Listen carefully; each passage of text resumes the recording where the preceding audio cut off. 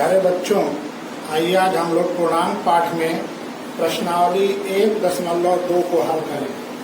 प्रश्नावली 1.2 का पहला प्रश्न है, मान ज्ञात करें। मान ज्ञात करें। आपको ध्यान रखना है बच्चों, मान ज्ञात करने में जो मैंने पूर्णांक के जो नियम बताए थे पूर्णांकों के, वो सारे आपको याद रखना है और आप बड़ी आसानी से इन प्रश्नों को हल कर सकेंगे। पहला का जो प्रश्न है वो पहले हम लेते हैं इसका तीसरा प्रश्न। तीसरा प्रश्न है कि 18 माइनस पोस्ट में प्लस 14, ये प्रश्न है। हम लोग इसको हल करेंगे। आप जानते हैं कि दो चिन्ह, धनात्मक या ऋणात्मक चिन्ह अगर पास पास हो तो उन दोनों में हम गुणा करते हैं। तो हम इनको हल करेंगे।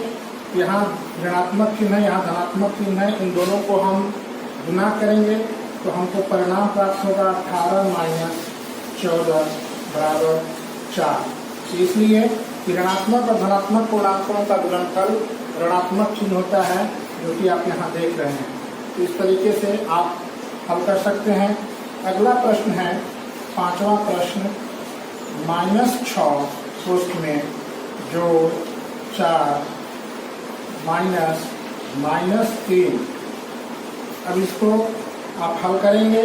आप देखिए यहाँ भी दो चिन्ह आसपास हैं, इसलिए दोनों को गुणा करेंगे और ऋणात्मक का गुणनफल जो है वो धनात्मक होगा।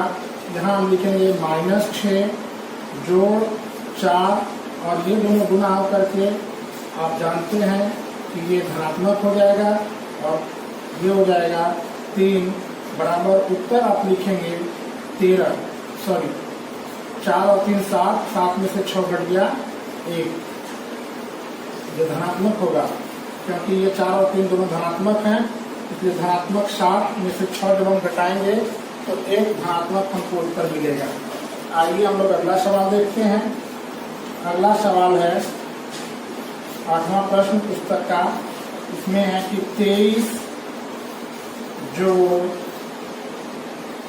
-5 प्लस, फिर पोस्ट में -11, फिर है माइनस और पोस्ट में है -2। ये प्रश्न है 23 प्लस पोस्ट में -5 जोड़ पोस्ट में -11 माइनस फिर पोस्ट में -2। आप बच्चों यहाँ पे आप वीडियो को पॉज करें और फिर आप स्वयं से इस प्रश्न को हल करके देखें। आपसे हल हो जाता है तो अच्छी बात है, नहीं होता है तो मैं इसका उत्तर आपको बता रहा हूँ।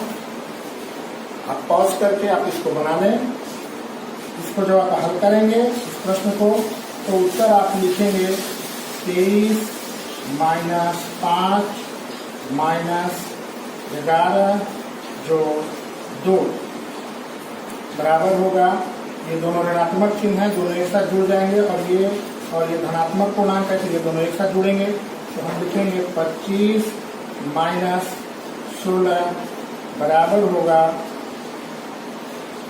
9। इस तरीके से हम इसको हल करेंगे। आइए हम लोग देखते हैं दूसरा प्रश्न।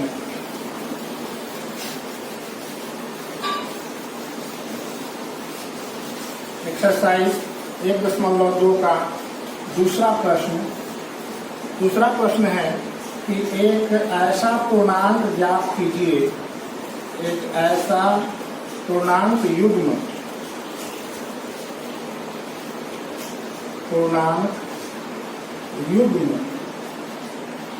आपको पूर्णांक युग्म मतलब होता है जोड़ा, 2 युग्म ज्ञात कीजिए जिसका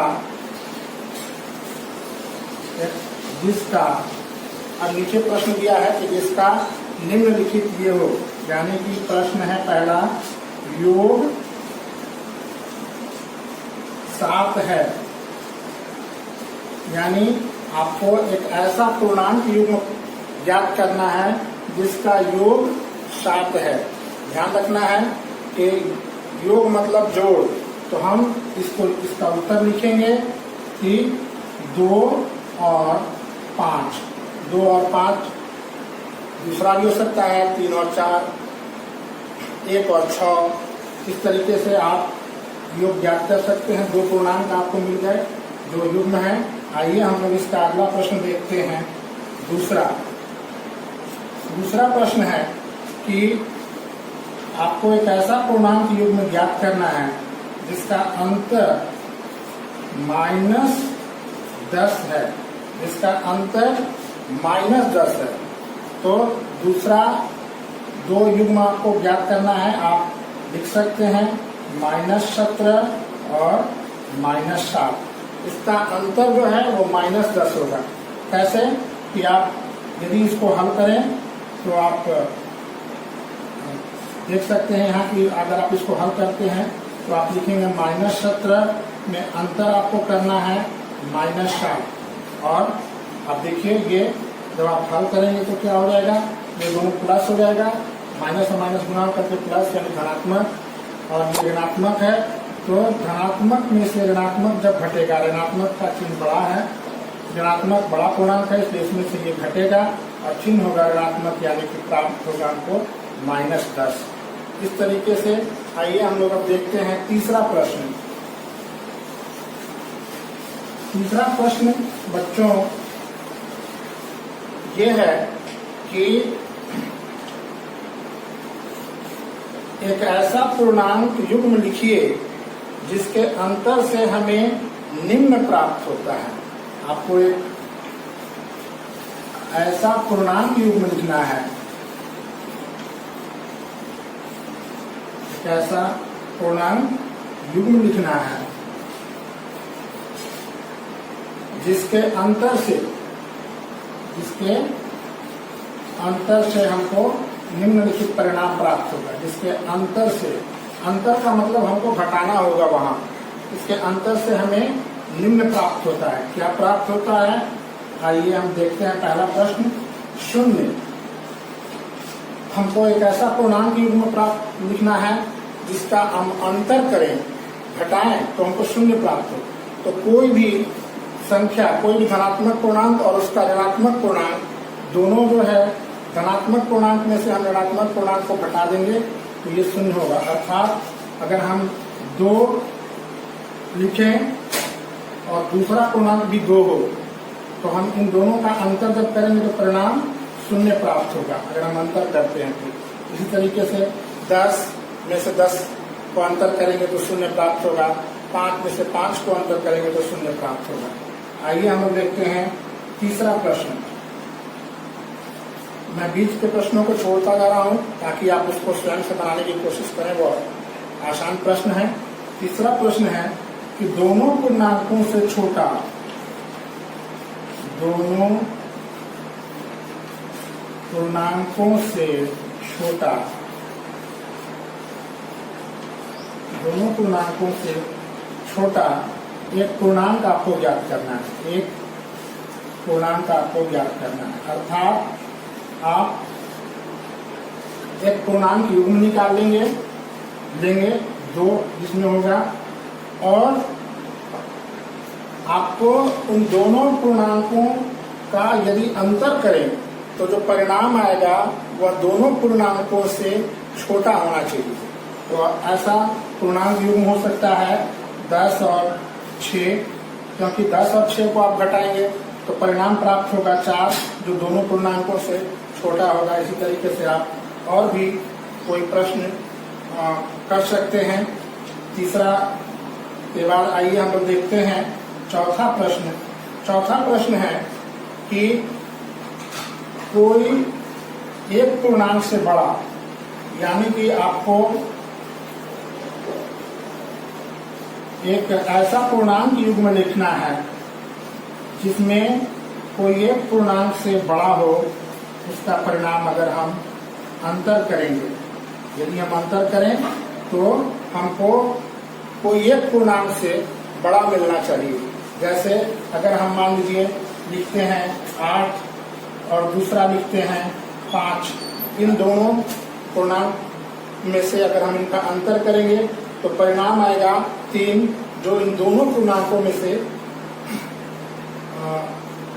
एक पूर्णांक से बड़ा लिखना है तो आप आराम से यहाँ 8 और 3 लिख सकते हैं। 8 और 3 जब आप लिखेंगे तो परिणाम जो होगा 5 होगा, जो 3 से बड़ा होगा। आइए हम लोग चौथा प्रश्न देखते हैं।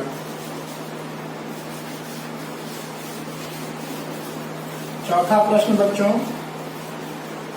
है कि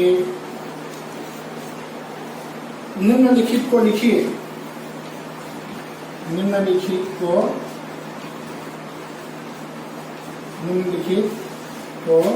लिखिए।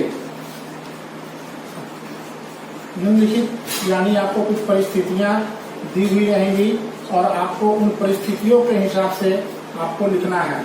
जैसे हम एक प्रश्न लिख रहे हैं, चौथा का पहला, एक ऐसा ऋणात्मक पूर्णांक युग्म जिसका योग -8 है। आपको क्या लिखना है? ऋणात्मक पूर्णांक युग्म लिखना है। ऋणात्मक युग्म लिखना है, पूर्णांक युग्म, और जिसका योग -8 होगा। इसका योग -8 हो, ऋणात्मक 8 हो बच्चों। तो आपको योग करना है। आप उत्तर लिख सकते हैं -2 और -6। देखिए ये दोनों ऋणात्मक युग्म है, पूर्णांक युग्म है। एक है -2 और एक -6। इन दोनों को आप जोड़ करेंगे, योग करेंगे तो -8 आएगा। कैसे आएगा कि आप इन दोनों को जोड़ दीजिए, परिणाम आप देख लीजिए स्वयं। ये दोनों गुना करके माइनस हो जाएगा और -6 और -2 जोड़ करके -8 हो जाएगा। आइए हम लोग दूसरा प्रश्न देखते हैं। दूसरा प्रश्न है कि एक ऐसा ऋणात्मक युग्म ही आपको लिखना है, पूर्णांक युग्म, जिसका अंतर 8 होगा। आपको एक ऋणात्मक युग्म लिखना है और इसका अंतर जब हम करेंगे तो वो 8 आना चाहिए। आप वीडियो को पॉज कीजिए और इस प्रश्न को स्वयं से हल करके देखिए। अगर आपसे हल हो जाता है तो अच्छी बात है, नहीं तो मैं बता रहा हूँ। आप जब दो ऋणात्मक युग्म लेंगे जिसका अंतर 8 करना है तो आप बड़ी आसानी से 2 युग्म ले सकते हैं, -2 और -10। क्यों? क्योंकि अगर हम इन दोनों का अंतर करें तो आप देखिए यहाँ अंतर हो गया -2 और ये अंतर हमने कर दिया -10। अब यहाँ ऋणात्मक ये दोनों जोड़ करके प्लस हो जाएंगे, ये 10 होगा और ये -2।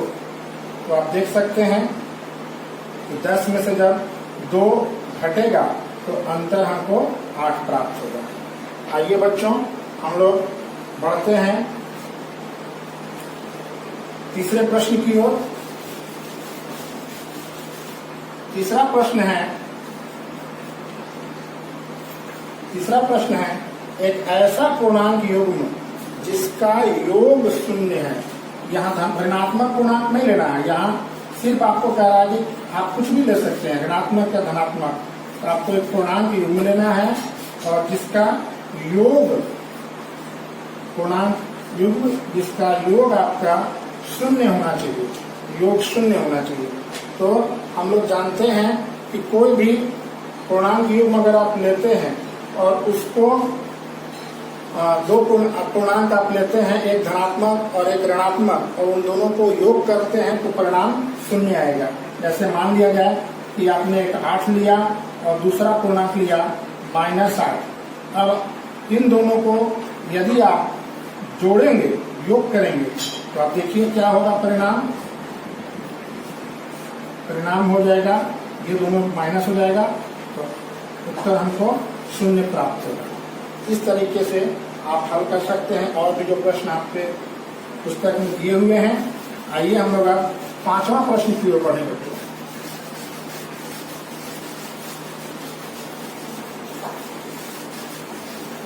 5वां प्रश्न जो है वो कह रहा है कि किसी प्रश्नोत्तरी मतलब क्विज, किसी प्रश्नोत्तरी के 3 उत्तरोत्तर चक्करों मतलब राउंड में टीम ए द्वारा प्राप्त किए गए अंक हैं -30, 10 और 0। टीम बी द्वारा प्राप्त किए गए अंक हैं 10, 2 और -30 किस टीम ने अधिक अंक प्राप्त किया। और आपको बताना है कि क्या हम कह सकते हैं कि पूर्णांकों को किसी भी क्रम में जोड़ा जा सकता है। प्रश्न लंबा है, इसमें मैं ब्लैक बोर्ड पे नहीं लिख रहा हूँ, मैं आपको बता रहा हूँ कि एक क्विज हो रहा है। उस क्विज में 2 टीमें भाग ले रही हैं, ए और बी। अब प्रश्न जब पूछे गए तो पहला जो टीम है ए, उसको अंक प्राप्त हुआ -30 पहला राउंड में, दूसरा राउंड में 10 और तीसरा राउंड में 0 अंक उसको प्राप्त हुआ। अब जो बी टीम है, इसको प्राप्त हुआ पहला राउंड में 10, दूसरा राउंड में 2 और तीसरा राउंड में -30।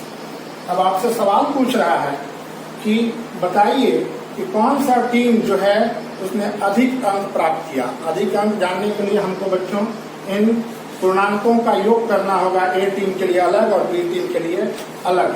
अगर आप ए टीम का योग करते हैं तो देखिए यहाँ 10 है, यहाँ 0 है और यहाँ -30 है, तो 0 को हम हटा देते हैं तो यहाँ ऋणात्मक 30 और ये 10 है, इसलिए हम यहाँ उत्तर लिखेंगे -20। और आइए अब हम इसको जोड़ते हैं तो यहाँ धनात्मक 10 और 2 है, 12 है, ऋणात्मक -30 है, इसलिए इसका परिणाम हमको प्राप्त होगा -18।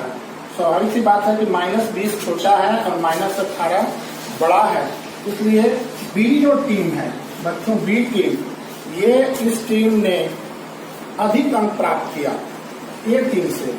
अब दूसरा प्रश्न आपसे ये पूछ रहा था कि क्या हम कह सकते हैं कि पूर्णांकों को किसी भी क्रम में जोड़ा जा सकता है। मतलब ये पूर्णांक दिए हुए हैं, इनको क्या हम किसी भी क्रम में जोड़ सकते हैं, यानी -30 को हम बाद में जोड़ सकते हैं 0 के बाद, या 10 को पहले जोड़ सकते हैं। तो आपको उत्तर देना है हाँ। क्यों हाँ देना है उत्तर?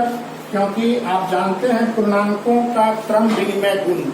क्रम विनिमय गुण है कि योग की क्रिया पर पूर्णांक जो है वो क्रम विनिमय का गुण प्रदर्शित करते हैं, यानी कि ये जो क्रम है वो उल्टा आगे पीछे हो सकता है, आप परिणाम में कोई अंतर नहीं आएगा। आइए हम लोग देखते हैं, ये प्रश्न संख्या 5 था बच्चों, प्रश्न संख्या 5 था। आइए हम लोग अब आगे बढ़ते हैं। हम लोग अब प्रश्नावली 1.1